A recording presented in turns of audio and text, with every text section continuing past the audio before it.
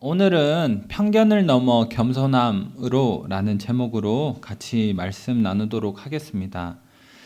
우리가 세상을 바라보는 방식은 동전을 바라보는 것과 같다고 느낄 때가 있습니다. 왜냐하면 누구나 앞면과 뒷면이 있다는 사실을 알지만 앞면과 뒷면을 동시에 볼 수 없다는 사실은 종종 잊어버리기 때문입니다. 세상을 긍정적으로만 바라보는 사람들이 있습니다. 물론 긍정적으로 바라보는 게 바람직하다고 생각은 하지만 그럼에도 너무나 긍정적으로만 바라보는 사람들을 계속 보다가 보면 사는 게 장난인가 싶은 생각이 들 때가 있습니다. 현실이 얼마나 어렵고 힘든데 저렇게만 바라볼까 하는 생각이 문득 드는 것이죠. 반대로 세상을 부정적으로만 또 보는 사람들이 있습니다. 물론 우리가 마주하는 현실을 제대로 바라보는 것, 그리고 그 무게가 어떠한지를 아는 것은 굉장히 중요하겠지만, 그럼에도 그렇게만 바라보는 사람들을 보고 있으면, 그렇게 절망적이라면 왜 아직 살아있지? 이런 생각이 또 듭니다. 긍정과 부정, 소망과 절망, 이것은 동면의 앞면과 뒷면처럼 우리의 삶에 모두 존재하고 저희 모두 역시 그것을 잘 알고 있지만 그럼에도 그것을 동시에 바라보는 것은 너무나 어려운 일이라고 하는 것입니다. 또 부모는 자식을 향해서 얘가 왜 이러지? 라고 하지만 많은 경우에 부모 자신이 그렇게 만들었다는 것을 동시에 보지 못하고 자녀 역시도 부모님을 바라보면서 나는 저렇게 살지 않아야지 라고 하면서 동시에 자신은 부모를 닮아 있다는 것을 보지 못합니다. 또 젊은 사람들은 요즘 것을 자랑하지만 옛것에 지혜가 있다는 것을 보지 못하고 또 나이가 있으신 분들은 옛것을 자랑하지만 시대가 변했다는 것을 보지 못할 때가 많습니다. 이렇게 누구나가 앞면과 뒷면 이 모두가 있다는 것은 알지만 그것을 동시에 바라보기는 참 어려운 것이죠. 한마디로 그만큼 우리가 세상을 바라보는 방식은 제한적이고 개인적이라고 하는 것입니다. 그렇지만 하나님께서 바라보는 방식은 우리와 당연히 다르겠죠. 그래서 우리가 성경을 통해서 배워야 하는 것은 하나님께서 어떻게 바라보시나, 그것을 통해서 우리가 우리의 생각을 교정하고 시각을 교정할 수 있어야 하는데 여기에 필요한 것이 바로 겸손함이라고 하는 것입니다. 나의 경험을 하나님의 시각 앞에서 잠시 내려놓을 수 있는 것. 그것이 오늘 본문에서 저희들에게 알려주는 중요한 교훈인데, 오늘 본문을 가지고 함께 나눠보도록 하겠습니다. 본문 12절부터 14절을 저희 같이 한번 읽도록 하겠습니다. 시작. 이스라엘 자손이 또 여호와의 목전에 악을 행하니라.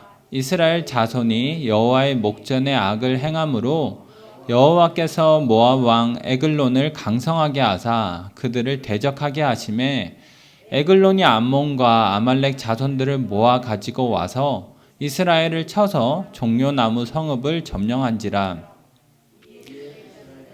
모압 왕 에글론을 18해 동안 섬기니라. 사사 온니엘이 죽고 나서 이스라엘 백성들은 다시 가나안의 우상들을 섬겼습니다. 12절을 보시면 이스라엘 자손이 또 여호와의 목전에 악을 행했다라고 합니다. 여기에서 악을 행했다라고 하는 것은 물건을 훔쳤다거나 아니면 무단횡단을 했다거나 그렇게 법을 어기는 것을 얘기하는 것이 아니라 하나님을 잊어버린 것, 그리고 우상을 섬긴 것을 악을 행했다라고 표현을 합니다. 이 결과로 인해서 하나님은 이 모압 왕 에글론을 강하게 하셔서 이스라엘 백성들을 대적하게 하시죠. 이 모압의 왕 에글론의 이름의 뜻은 황소라는 뜻입니다. 그래서 이 왕의 힘과 또 난폭함을 잘 보여주는 것입니다. 13절에 보면 이러한 황소 같은 에글론이 암몬과 아말렉 자손들을 모아서 이스라엘을 치고 종려나무 성읍을 점령했다라고 합니다. 여기에서 종려나무 성읍이라고 하는 것은 꿀나무를 뜻하거든요. 꿀나무. 그래서 에글론 왕이 이 종려나무 성읍을 점령했다는 것은 마치 꿀나무가 있는 평화로운 숲속에 난폭한 황소 한 마리가 들어와서 그 평화를 모두 깨버리는 그런 모습을 우리에게 떠올리게끔 합니다. 결국에 얘기하고자 하는 것은 에글론 왕의 힘과 난폭함 때문에 이스라엘이 가지고 있었던 평안함이 모두가 없어졌다는 것이죠. 그리고 나서 14절에 보면 이 이스라엘 백성이 난폭한 황소에게 짓밟힌 지 18년이 지났다라고 합니다. 오랜 시간 동안 이스라엘 백성들은 괴로웠고 하나님께 부르짖었습니다. 그래서 하나님께서는 여기에 대한 응답으로 한 구원자, 왼손잡이 에훗을 사사를 세워서 그들에게 보내주시죠.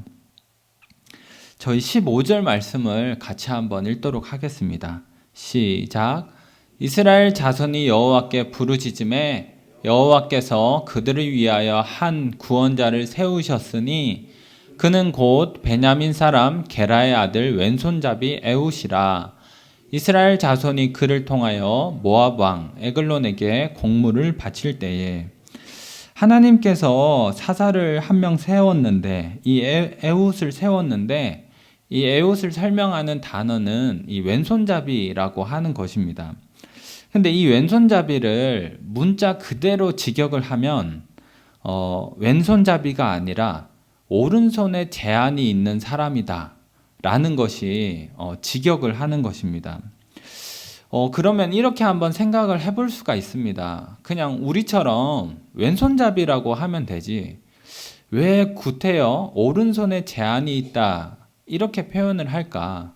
왜 오른손 중심적인 표현을 할까라는 것을 생각해 보면 이 고대 이스라엘 사람들에게 있어서 오른손은 능력의 손이었기 때문입니다.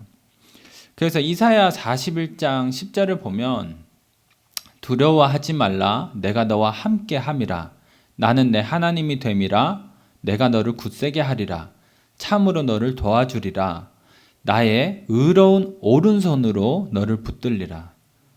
그러니까 하나님께서 이 오른손잡이다 뭐 그런 뜻이 아니라 이 옛날 이스라엘 사람들이 생각하기에 의로운 손, 능력을 행하는 손은 오른손이었다라고 생각을 했던 것이죠. 그리고 고대 이스라엘 사람들뿐만 아니라 세계 여러 곳에서도 이 오른손을 굉장히 중요하게 여겼던 것 같습니다. 그래서 영어에서 이 오른쪽을 뜻하는 right는 이 옳다라는 뜻도 가지고 있습니다. 오른쪽을 뜻하기도 하지만 옳다라고 하는 것이죠. 그러니까 옛날에 영어를 쓰던 사람들의 머릿속에도 오른쪽이 뭔가 굉장히 긍정적으로 받아들여졌다라고 하는 것이죠. 그리고 또 인도에서도 제가 찾아보니까 오른손이 긍정적인 손이고 왼손이 부정적인 손이어서 밥은 오른손으로 먹고 그리고 화장실에서 볼일을 볼 때는 무조건 왼손만을 써야 되는 그렇다고 합니다. 근데 사실 멀리 가지 않아도 우리나라만 해도 몇십 년 전만 해도 왼손을 쓰면은 오른손을 쓰게끔 했잖아요. 혼을 내기도 하고. 그래서 왼손을 쓰시는 분들 중에는 생각보다 양손을 쓰시는 분들이 많은 게 어린 시절에 혼나면서 오른손을 쓰는 법을 배웠기 때문입니다. 몇십 년 전도 그렇다면 이 몇천 년 전의 사람들이 가지고 있었던 오른손의 중요성은 훨씬 더 컸겠죠. 그렇기 때문에 이 표현 자체도 왼손잡이다라고 하지 않고 오른손에 제한이 있다라는 식으로 이 오른손 중심적인 표현을 사용하는 것입니다. 이러한 배경을 가지고 15절을 다시 한번 보면 에훗을 설명할 때 이렇게 되어 있죠. 베냐민 사람 게라의 아들 왼손잡이 에훗이다. 이 베냐민 지파는 오른손 지파를 뜻합니다. 오른손 지파. 근데 에훗은 오른손 지파에서 태어나서 오른손을 사용하지 못하는, 그러니까 오른손을 제대로 쓰지 못하는 사람이었습니다. 그러니까 누구도 에훗에게 기대하지 않는 그런 손을 가지고 있었다라고 하는 것이죠. 그리고 그의 손에는 무엇이 있었냐면 이 곡물, 패배의 상징이죠. 우리가 항복했습니다. 졌습니다. 그러니까 패배한 이제 나라에서 승리한 국가에게 바치는 이 전리품인 곡물이 들려 있었죠. 그러니까 15절은 이 누구도 기대하지 않는 사람, 그리고 누구도 기대하지 않는 상황이다라는 것을 보여주는 것입니다. 아마도 사람들은 이러한 에훗을 보면서 비아냥됐을 것입니다. 오른손을 제대로 사용하지도 못하는 사람이 제대로 싸울 수 있을까? 어떻게 이런 사람이 사사의 역할을 할 수 있을까? 그렇게 얘기를 했을 것입니다. 그리고 마찬가지로 에훗 역시도 얼마나 위축이 되었겠습니까? 오른손 지파라고 불리는 이 베냐민 지파에서 태어났는데 오른손을 제대로 사용하지 못하니까 얼마나 심적으로 위축이 되었겠습니까? 자신을 바라보는 어떤 눈빛들, 말투들, 그런 것을 보면서 좌절하고 또 이 오른손을 내가 잘 사용하지도 못하는데 내가 사사를 할 수 있을까? 묻고 또 물었을 것입니다. 근데 이러한 모든 편견을 넘어서서 에훗이 사사로 나설 수 있었던 그 이유는 무엇이겠습니까? 그것은 15절에 나오는 것처럼 결국에는 하나님이 자신을 부르셔서 세우셨다고 하는 것이죠. 에훗이 오른손 연습을 많이 해가지고 어느 날 자신감이 막 생겨가지고 나도 이제 오른손을 잘 사용한다. 그 자신감을 가지고 사사로 나갔겠습니까? 아니면 사람들이 왼손에 대한 인식이 많이 바뀌어가지고 왼손도 괜찮지 뭐 이런 인식이 생겨서 나도 사사로 나갈 수 있다 그랬겠습니까? 어느 것도 아니죠. 우리가 성경을 잘 묵상하다 보면 결국에 내릴 수 있는 유일한 결론은 에훗이 하나님의 부르심 앞에 서고 그리고 하나님을 바라보면서 왼손이라고 하는 자신의 한계를 넘어섰다라고 말할 수밖에 없습니다. 이것은 오늘날에도 적용이 되는 신앙의 원리라고 생각을 합니다. 누구나 그렇지만 사람들은 정말로 많은 편견들을 가지고 살아갑니다. 그리고 그 편견을 기준 삼아서 누군가를 판단하기도 하고 판단을 받기도 하죠. 정말 많은 것들이 있지 않습니까? 외동인지, 첫째인지, 둘째인지, 셋째인지. 외동이라면, 외동이라서 저렇다. 첫째면, 첫째라서 저렇다. 둘째면, 둘째라서 저렇다. 막내면, 막내라서 저렇다. 이렇게 모든 외동과 첫째, 둘째, 셋째, 막내가 그런 것은 아니지만, 그냥 내가 경험한 몇 번의 순간들을 가지고, 외동은 저렇지 뭐. 첫째는 저렇지 뭐라고 판단을 내리는 것. 우리 모두가 그런 것이 있죠. 또 지방 출신이면은 지방 출신은 저래. 또 어느 지방인지에 따라서 이 사람들은 저래. 도시 출신이면 또 도시 출신이어서 저래. 또 직업에 따라서 이런 일을 하는 사람들은 그렇더라. 또 저런 일을 하는 사람들은 그렇더라. 또 나이가 젊으면 젊어서 그렇다고 하고 또 나이가 많으면 많아서 그렇다고 하고 또 돈이 많으면 돈이 많아서 그렇다고 하고 없으면 없는 대로 그렇다고 하고 피해갈 수 있는 게 없습니다. 제가 봤을 땐. 어떤 내가 환경에 있든지 간에 그래서 그래 라고 하는 말이 나에게 올 수밖에 없고 또 내가 누군가를 그렇게 볼 수밖에 없는 그만큼 우리는 개인적이고 제한적인 시야를 가지고 살아가죠. 왼손을 사용한다는 이유만으로 저 사람이 사사를 할 수 있겠어? 그리고 왼손을 잘 사용하지도 못하는 오른손을 잘 사용하지도 못하는 사람이 무슨 능력을 행하겠어. 그렇게 판단하는 어떤 에웃의 시대의 모습이 오늘날 우리에게도 고스란히 있는 것 아닌가라는 생각을 가지게 되는 것이죠. 중요한 것은 사람들마다 판단하는 기준이 저마다 다 다르기 때문에 한 명의 개인이 그것을 모두 충족시킬 수가 당연히 없습니다. 그래서 사람들이 보이는 반응은 그러한 판단을 그냥 다 무시해버리거나 그냥 사람들이 하는 얘기 듣지 마. 이런 식으로 다 무시해버리거나 아니면 그 기준에 내가 미치지 못한다고 해서 좌절을 해버리거나 보통은 이 두 가지 반응 속에서 허우적거리지 않나라는 생각을 합니다. 그렇지만 성경은 이 두 가지 반응과는 다른 제3의 길을 우리에게 알려주는데 그것은 하나님의 부르심 앞에 서라고 하는 것이죠. 하나님의 부르심 앞에 서고 그 부르심 속에서 나를 세워가라 이렇게 이야기를 합니다.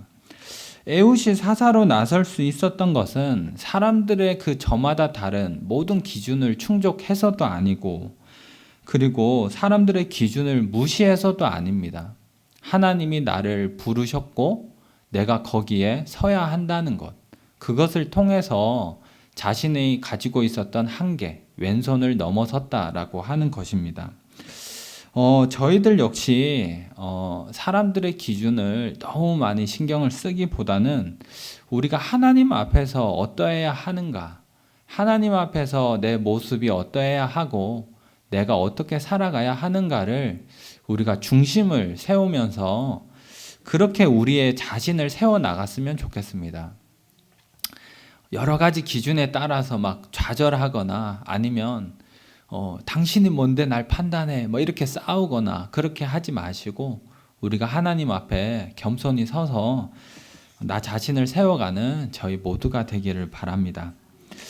다시 본문으로 돌아가서 저희 16절 17절을 다시 한번 16절 17절을 함께 읽도록 하겠습니다. 시작. 에웃이 길이가 한 규빗 되는 좌우에 날성 칼을 만들어 그의 오른쪽 허벅지 옷 속에 차고 곡물을 모압 왕 에글론에게 바쳤는데 매우 비둔한 자였더라. 에웃은 칼을 가지고 이 난폭한 황소 에글론에게 갑니다. 16절에 보면 길이가 한 규빗 되는 좌우의 날성 칼을 오른쪽 허벅지 옷 속에 찼다라고 하죠. 여기에서 한 규빗은 30cm에서 40cm 정도가 되는 칼입니다. 그리고 오른쪽 허벅지에 칼을 찼다는 건 이제 왼손으로 꺼내기 좋은 위치에 칼을 찼다는 것이죠. 그러한 상태로 이제 에웃은 에글론에게 가는데 이 17절에 보면 에글론은 매우 비둔한 자였다. 그러니까 문자적으로는 살이 쪄서 뚱뚱했다라는 의미이지만 이 구약 성경에 보면 이 희생 제물을 표현할 때 이 비둔하다라는 표현을 자주 사용합니다. 그래서 이 에글론이 희생 제물처럼 에웃의 칼에 곧 죽을 것을 암시하는 것이라고 이해할 수가 있습니다. 이후에 본문을 보면 이 에웃이 에글론에게 가서 이 곡물을 바치면서 이렇게 얘기를 합니다. 내가 은밀한 일을 아주 비밀스러운 일을 왕에게 알리려고 합니다. 그러자 에글론은 사람들에게 모두 물러가라. 정말 말 그대로 모두 물러가라고 명령하고 혼자서 에웃을 기다리는 모습을 보여주는데 그때 에웃은 누구도 기대하지 않았던 이 왼손으로 칼을 꺼내서 이 에글론을 찔러서 죽이게 됩니다. 그것이 20절부터 22절에 나오는데요. 저희 같이 한번 읽도록 하겠습니다. 시작. 에웃이 그에게로 들어가니 왕은 서늘한 다락방에 홀로 앉아 있는 중이라.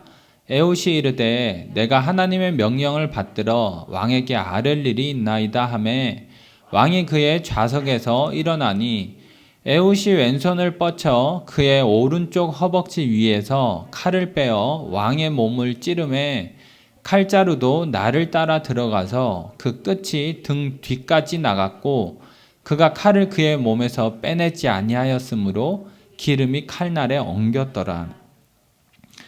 이 이야기들을 쭉 읽게 되면 한 가지 의문점이 생기는데요.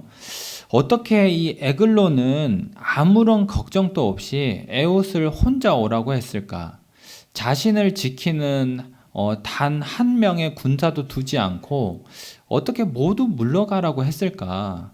어떻게 그렇게 안일하게 에옷을 맞이했을까라는 생각이 듭니다. 근데 이유는 단 하나인데 에옷이 왼손잡이였다라고 하는 것이죠.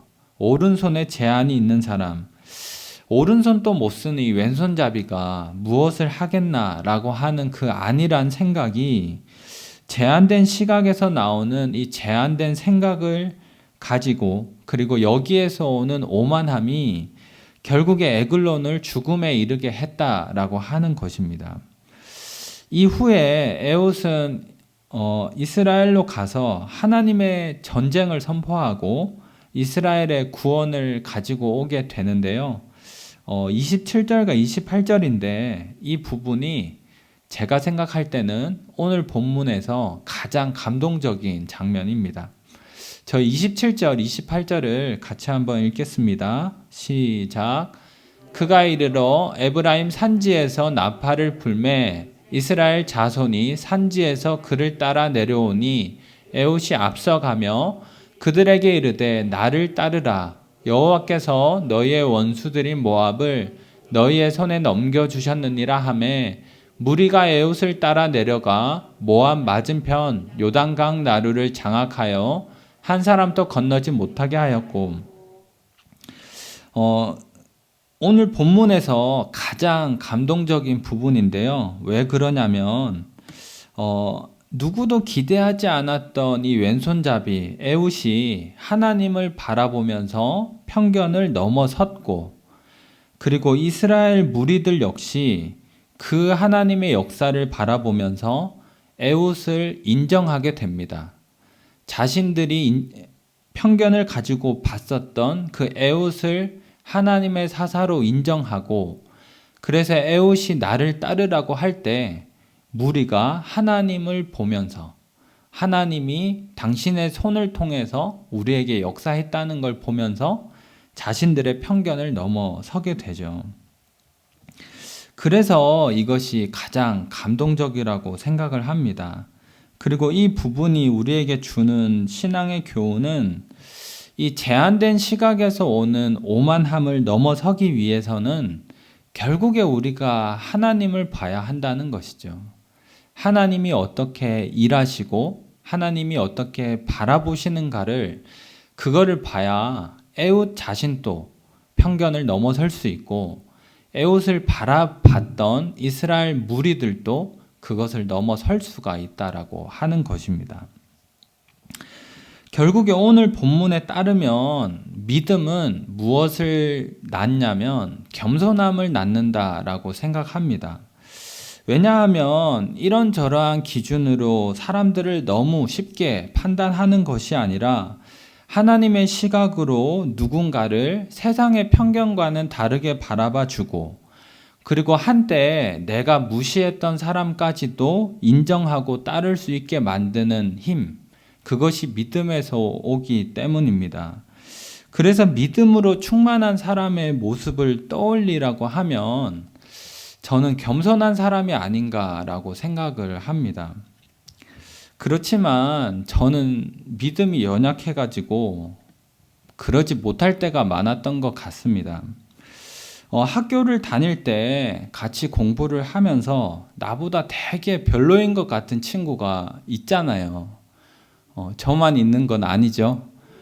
있잖아요. 근데 그 친구가 나중에 보니까 취직도 너무 잘하고 결혼도 잘하고 또 능력도 나보다 더 있는 것 같고 하면 질투도 나고 때로는 화도 나기도 했습니다. 겉으로는 축하하는 척 이렇게 했지만 이 속으로는 내가 쟤보다 뭐가 모자라가지고 쟤보다 못한 것 같은 인생을 살까 하는 생각에 참 억울하기도 하고 또 어디 가서 말은 못하겠고, 근데 이 모든 것이 제 나름의 기준으로 쟤는 나보다 못해, 그렇게 판단을 내렸기 때문이죠. 쟤는 나보다 열등해 라고 제 나름의 기준으로 판단을 내렸기 때문에 그런 것입니다. 근데 우리가 조금 더 들여다보면 그것은 내 시각이잖아요. 내 생각이잖아요. 하나님께서 보실 때는 얼마든지 다를 수 있는 것 아닙니까? 하나님의 시각에서 보면 그 친구가 저보다 더 나을 수도 있는 것이고, 제가 못 보던 것을 하나님이 보실 수도 있는 것인데, 제가 그것을 잘 몰랐기 때문에, 그리고 나에 대한 생각이 너무 강했기 때문에 내가 쟤보다 못할 게 뭐가 있지? 뭐 이런 식으로 나오는 것입니다. 제가 믿음을 통해서 하나님을 좀 더 바라볼 수 있었다면 시기와 질투를 하기보다 축하와 박수를 쳐줄 수가 있었겠죠. 저는 부러움이 많은 사람이지만 그럼에도 누군가 나보다 잘 되었을 때 축하해 줄 수 있는 사람이 되고 싶습니다.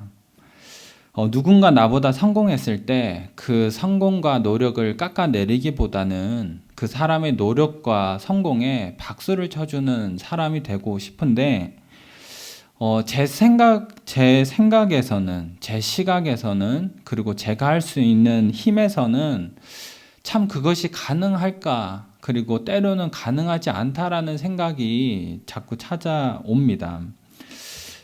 저 안에 있는 것만을 바라보면 시기와 질투와 분노, 그리고 좌절감, 내가 저렇게 될 수 있을까 하는 것들만 가득하죠. 아마 모두가 비슷한 경험을 해보셨을 거라 생각하는데, 우리가 그것을 넘어서서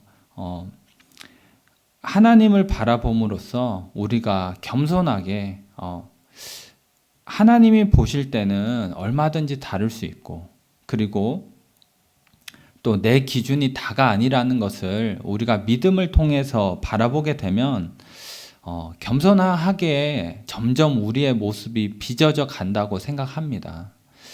그래서 누군가 잘 되었을 때, 그리고 다른 사람이 누군가를 편견을 가지고 바라볼 때 우리는 조금 더 다르게 바라봐주고, 또 축하와 박수를 해줄 수 있는, 그리고 심지어 한때 내가 무시했던 사람까지도 인정하고 따를 수 있는 그런 저희의 모습이 되기를 바랍니다. 마지막으로 한 가지만 덧붙이면, 이 에웃의 모든 이야기는 예수님을 떠올리게 한다고 생각합니다. 예수님 당시의 유대인들은 이 전쟁 영웅과 같은 메시아를 기대했죠. 그러나 예수님의 모습은 전쟁 영웅과는 거리가 상당히 멀었습니다. 이사야서 53장 2절을 보면 예수님을 표현할 때 우리가 보기에 흠모할 만한 아름다운 것이 없도다. 이것을 통해서 생각해 보면 예수님은 못생겼습니다. 키도 아마 작으셨을 것이고, 보통 영화에서는 이 서양의 배우가 나와서 좀 멋있게 나오잖아요. 근데 실제로는 예수님은 못생겼을 것이고 키도 작았을 것이고, 우리가 그때로 돌아가서 딱 보게 된다면 뭐야, 예수님이 진짜 이럴지도 모른다고 생각을 합니다. 근데 그 당시에 사람들이 볼 때도 이 흠모할 만한 것이 없고 전혀 기대하던 모습이 아니셨죠. 예수님은 정규 교육을 받지도 않으셨죠. 그리고 나사렛이라고 하는 시골에서 태어나서, 이 요한복음을 보면 이 나다나엘이 나사렛에서 무슨 선한 것이 나겠느냐, 거기는 도무지 기대할 만한 게 아니야, 그 동네는 아니야, 그렇게 말을 하는 것이죠. 그러니까 출신 기준만 봐도 탈락이라고 하는 것입니다. 그 당시의 기준에서는.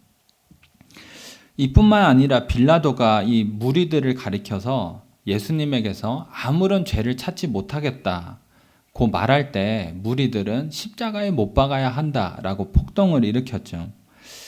사람들의 제한된 시각에서 오는 그 생각을 넘어서지 못했던 것입니다. 이 사람들은 믿음이 약해서 예수님을 못 박은 것이 아니라 내가 옳다고 하는 것입니다. 메시아의 모습은 저게 아닌데, 메시아는 이래야 하는데 저런 메시아가 어떻게 메시아가 될 수 있냐라고 하는 그 생각을 넘어서지 못하고 예수님을 못 박은 것이죠. 에글론, 오만함이 에글론을 죽음에 이르게 했는 것처럼 그것이 결국에는 무리들을 죽음으로 이끌게 되는 것입니다. 그렇지만 반대로 하나님을 바라봤던 사람들, 내가 기대했던 메시아와는 다르지만 예수님을 메시아로 받아들였던 사람들에게는 구원이 주어지는 것이죠. 이것을 바울 사도는 고린도전서에서 이렇게 이야기를 했습니다. 십자가의 도가 멸망하는 자들에게는 미련한 것이지만 구원을 받는 우리에게는 하나님의 능력이다.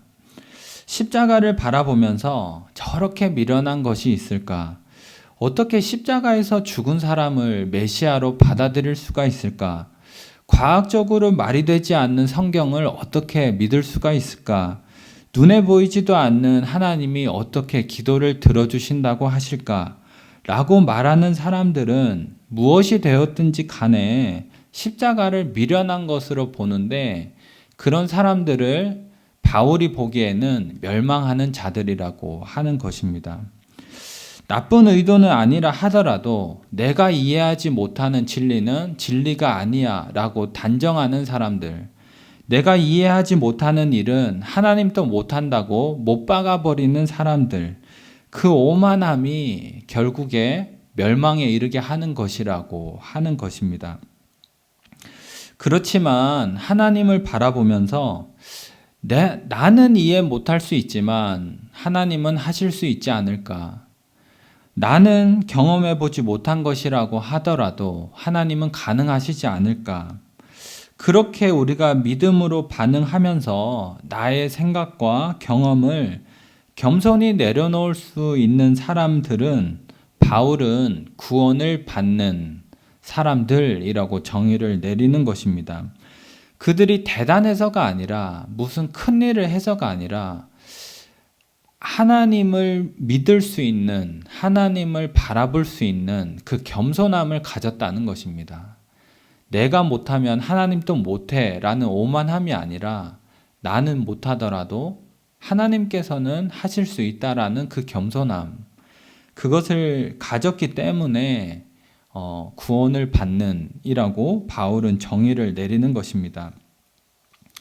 물론 우리가 하나님의 모든 것을 당연히 다 이해할 수는 없겠죠. 그렇지만 내가 이해할 수 없는 것과 하나님이 할 수 없다고 결론 내는 건 분명히 다른 것 아닙니까?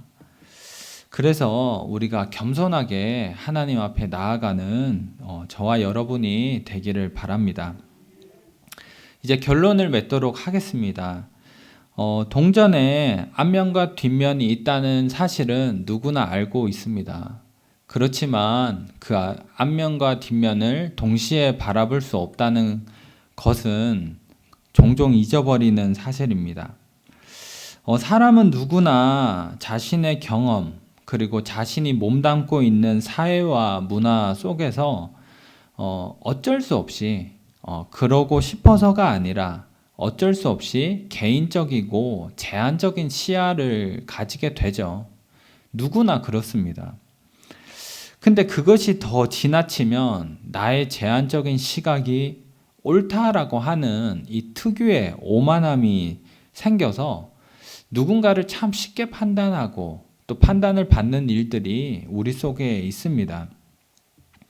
그렇지만 하나님께서는 누구도 기대하지 않았던 사람, 왼손잡이 에훗을 선택하심으로 하나님께서는 사람의 제한적인 생각을 넘어서시는 분이시다. 그리고 그것을 넘어서서 일하시는 분이시다라는 것을 오늘 본문에서 보여줍니다. 결국에 우리가 우리의 삶을 새롭게 바라보고 싶다면, 우리가 무언가를 또 다르게 보고 싶다면 하나님을 바라보는 수밖에 없다고 하는 것입니다. 하나님은 무엇을 어떻게 바라보시는가, 그리고 하나님은 어떻게 일하시는가, 거기에서 내가 다 옳지 않을 수도 있다라고 하는 겸손함을 배우게 되는 것입니다. 바라기는 우리가 믿음을 가지고 하나님을 바라보면서 누군가를 쉽게 판단하고 또 판단받는 그런 삶을 사는 것이 아니라 누군가를 겸손하게 바라봐주고 또 누군가를 세워주고 또 누군가를 지지해주고 박수를 할 수 있는 그런 겸손한 우리 그리스도인으로 사는 저희 모두가 되기를 바랍니다.